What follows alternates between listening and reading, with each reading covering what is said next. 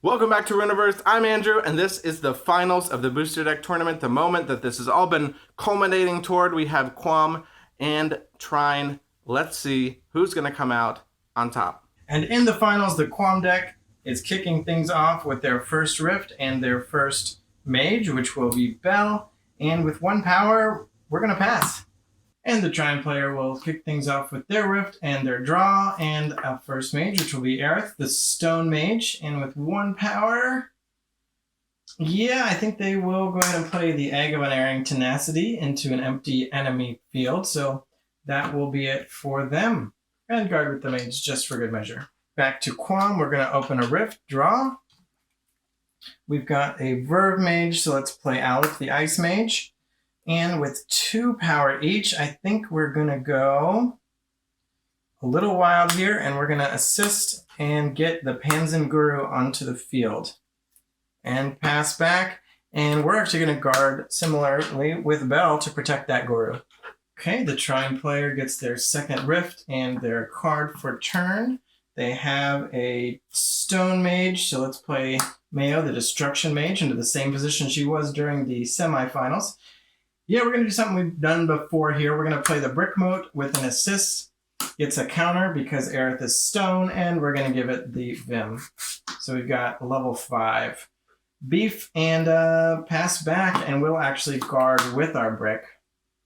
Well, the Quam player is not thrilled to see the brick, but they're not too worried about it because as long as they've got their Guru, that's really what they were hoping here for. So those... No Foresight Mage, but we got 2 Verve Mages this game. And the Panzen Guru can help make power after attacking, potentially, or it can reduce something by 6 power. So yeah, we're going to go crazy this turn. We're not going to attack. We're just going to bring the beef here. So we're going to use Summoning 3. If Relentless means it untasks, we'll use Summoning 3 again. So our next creature this turn, it costs 6 less.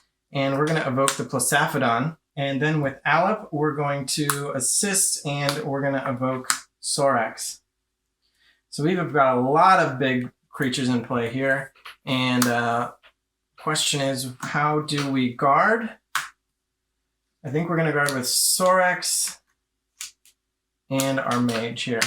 Okay, well, the Trine player thought a level 5 Brick Moat with a Vim was good. Now they're looking at some challenging things over on the other side of the field. Now, fortunately for the Trine player, that Plisaphodon's Mage Hunter ability only triggers as many times as you have mages in the discard pile on the opposing side, and the Trine player doesn't have any yet. So if they can just watch their assists and keep that in mind, it might not be an issue. But how are they going to get through some of that action on the other side of the field? So we might be a little bit slow, but I think we can get rid of Sorax this turn. We're going to attack with Brick Moat and into the Sorax, which will lose our Vim. And then we're going to do 3 power. We're going to play Ember Boar and use Heat to finish off the Sorax. And that's not exciting, but at least it's done for now. And then we're going to use our other 2 power on a Tirvarine. And then here for Mayo, we're going to play a Paranoid Verad, and for Cantrell, we're going to play a Gargoyle Imp.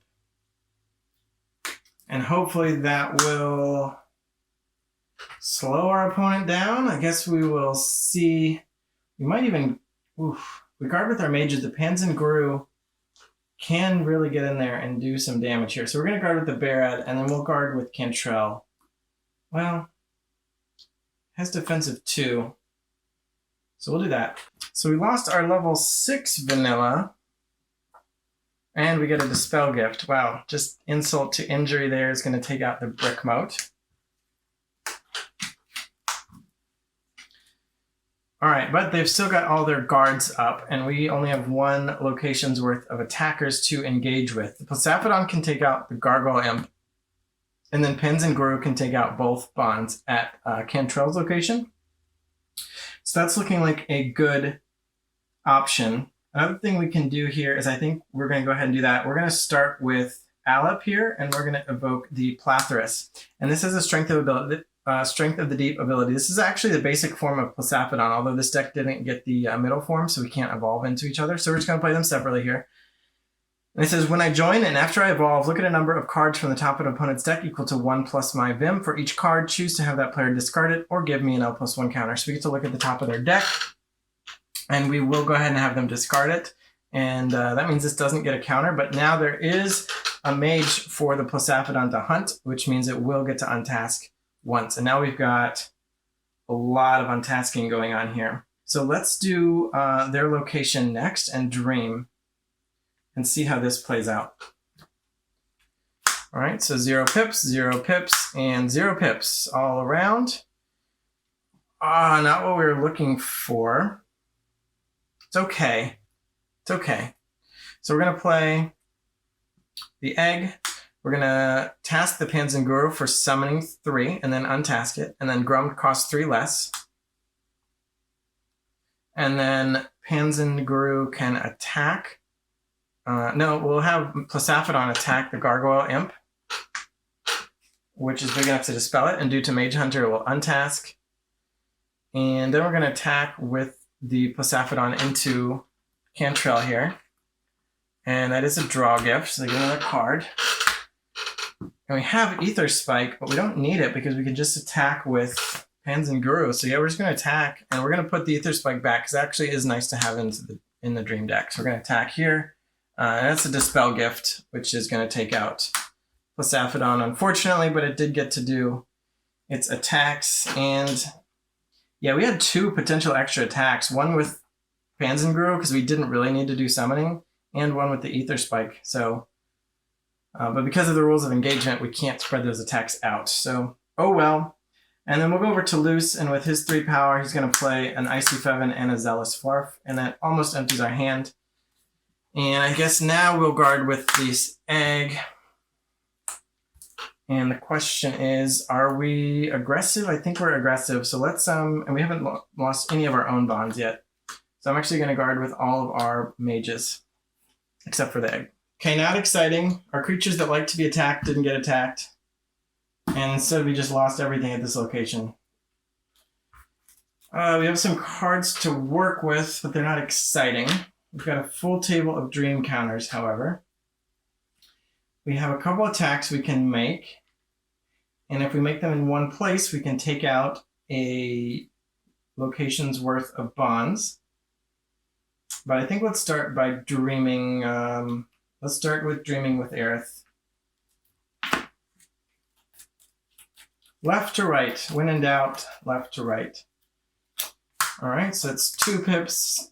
Still 2, and that's 3. And he's not Tenacity, so we're not going to get the bonus effect here. But it could still be good, especially with Trine Skulk. So we'll task him for 3 power and evoke the Trine Skulk. We'll go ahead and assist with Cantrell. And so we have a total of 6 minus the 2. We'll get this Vim from the Vim ability. We'll play Tenacity to give him another Vim, which brings him up to level 4 due to his Might ability. And then we'll evoke Grum as well with our 5th and 6th points of power. And then with our Chervering, we can attack. And I think let's... do we want to remove attackers? I think we got to remove attackers, actually. So yeah, I'm going to use this against the Zealous Flarf. Or no, because they're guarding. Oh, that's why they guarded like that. Okay. And the egg isn't an attacker. So I guess we'll go after Luce for 1.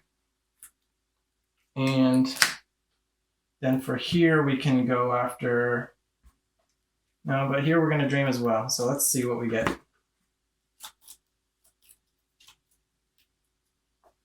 Okay, 0, 1, 4 pips. That's nice. That's what I like to see, is get that 3 pips right at the end. So that's a total of 11 power. So it's a multiple of 3 would be 12. So we could play all of that. And I think, why not? So we can use Paranoid Barad to take out the Icy Fevin. We can task her for 3 power, spend 1 of it to Ether Spike the Zealous Flarf. Assist, so we go up to 5, spend 4 of that on Brick Moat, which unfortunately does not get its ability, but it's an extra card, an extra beefy card. And then we'll assist 2 more times for 6 more power, so we have 7, and spend that 6 on the Rock Golem. We'll waste that 1. No. Yeah, I don't think it matters. We could have played Yanpi first. which we may as well do now.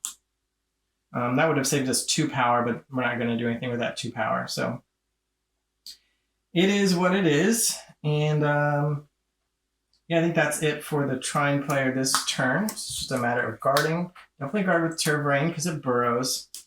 And then yeah, we'll guard with the Deborad here Barad because it draws us a card. So we'll do that. Okay, and what can the Quam player do?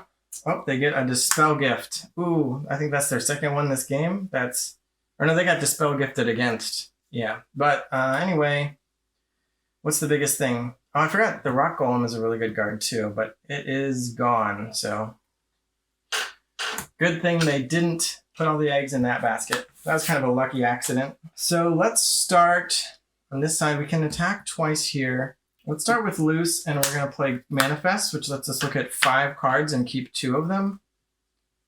I think I'll keep this one and this one. And then the rest go to the bottom of our deck. So I don't think we're not going to be able to win, but we can at least try to clear out a location. Let's see what we get if we dream with Alep here.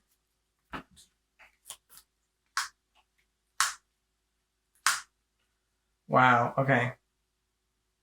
Not bad. So the question is, which location do we want to go for? And we hit the Scrying Pansin, which is very interesting here. We also have the Power Surge. But I'm going to start like this. I'm going to discard Alep to replace her with Tundrik because she is a Foresight Mage. And now we can spend 1 of that to evoke the Scrying Pansin and get the ability to look at 2 cards and keep 1. We'll keep this one. And we have another one in our hand. So we get to do that twice, so I think that was worth it. And we'll keep this. And the card that we kept here was a Glimpse, so we actually get to do it again. It's the same effect. And yeah, we still have 1 power we can use to Ether Spike. We still haven't engaged anyway. The question is where? Because if we attack the Terrain, it just burrows, so it might just be a waste. If we attack the Barad, they get to draw. And we can do a tiny Power Surge. No, I don't want to do a tiny Power Surge. I'm going to assist with 2 for 3 power and Power Surge for 3 against the Paranoid Barad. They do get to draw from that, but it is off the table. And then we have to decide how many, up to 3 cards we want to draw and discard. Our deck is not too small, but it's getting there. And a lot of these cards I put on the bottom are not that exciting. But I think I'm going to do 2. I'm going to draw and discard 2 cards. I think I'm okay with that. Yeah, here we go. Okay. So unfortunately, I'm discarding Ice Moat, which is a card I really like, but we don't have an Ice Mage. I have 1 in hand, but I don't want to go down another Mage. And here I am again with Ether Spike, all dreamed up, but I'm out of power. No, I'm not. I have 1 left. Perfect. So I'll spend that to Ether Spike, and I'm just going to have 5 bonds. All right, I'm going to ignore the Yanpee, and I'm going to break a bond. And that is a Trine gift. Deals 2 damage to all of our creatures. Okay. That's rough. That's rough. And then Plathyrus will break this bond. Okay, and then Belle. For Belle, we're going to task her for 3 power to play the Chlor Bunny, which gives Regenerate to all of our creatures. And now we can use our Relentless to better effect, although it's not as exciting as it was going to be. Because I could use Grum to get rid of Terrain, and then I could use Panzin Guru to get rid of stuff. Well, still going to attack the Terrain, but it just burrows. We get Relentless. And I'm going to leave my opponent with a single bond. And then I'm going to assist again and evoke this Panzin Prodigy here. And that's what we end up with here. We still got 1 dream, but our hand is empty. So I think we want to guard with the Chlor Bunny. I thought that Regenerate Aura was going to be more exciting than it is. It's possible they've got 5 attackers. We've got 5 bonds, but they're at 2 locations. But as we saw in the semifinals, they can come out with some heavy burn from hand, some direct attacks from hand. So we don't want to be too reckless. We do want to keep attackers, but I think I'm going to guard with Plathras here. All right, and the Trine player isn't too thrilled. But again, let's see what kind of comeback they can make, if any. 5 bonds. Can they do it? 5 bonds from 3 locations, but they got to get through these creatures. So that's 7 attacks. 3, 4, 5. Spoiler alert, we got 1 in hand. So let's start with Cantrell's Dream and see if she can dream up any more attacks. I'm not even looking through my discard pile to see if, you know, we've already gone through them or what, but, oh, there it is. Okay. Although, no, that's fine. Okay. So she's a Stone Mage, not a Destruction Mage, so she's got to spend all 3 power, and we're going to get 1 attack in, so it'll make it against the location with 1 bond to break. So attack for 2 there. Not a gift. We'll go ahead and play the egg. Do we assist just to get that? Yeah. We're going to assist just to draw a card here. And we have another 2 power. We'll go ahead and play Tusk. No, you know what? We're going to assist like this to bring that 2 up to 5. And we're going to play the Yeti, which gains a Vim. Okay. Then here with Mayo, we're going to attack Brickmote into Plathras. And Yenpi. Oh, those numbers don't add up. Oh, they do. They do. Okay. Break a bond. And then we'll assist from hand to play Stone's Throw, which actually only costs 1 of our power because this is destruction, and break this other bond. Oh, there's the Snowmaster. I would have loved to see him come into play, but I think this game's about to be over. Could be a bond. We'll see. And they've got 2 more power, so they'll play the Tusk. And then over here with Aerith, we can untask this with Tunnel Attack. It's level +1 until end of turn, which makes it a 3. But we can use Trine Skulk. Its Might means it's level 4 right now, and that can take out the Chlor Bunny. Tirbrain can attack into Bell. And Grum can make the final attack. Not a bond gift. Trine is the winner. Super close. I did not expect them to be able to break 5 bonds on the final turn, but they did it despite the Quam deck's attempt to guard. This is the end. This is the power of the Trine with the direct damage with the Stone's Throw. And that's 2 Stone's Throws in 1 turn, which clinched it for the Trine deck, the champion of this particular set of booster deck packs. Thanks for watching the whole tournament. If you missed any of the games, head back. Even though this is the finals, that doesn't mean it was the most interesting game. I don't remember which one the most interesting was, but go back and watch them all and then tell me in the comments. Thanks for watching. If you're not already subscribed, subscribe now so we can get more subscribers, and bye.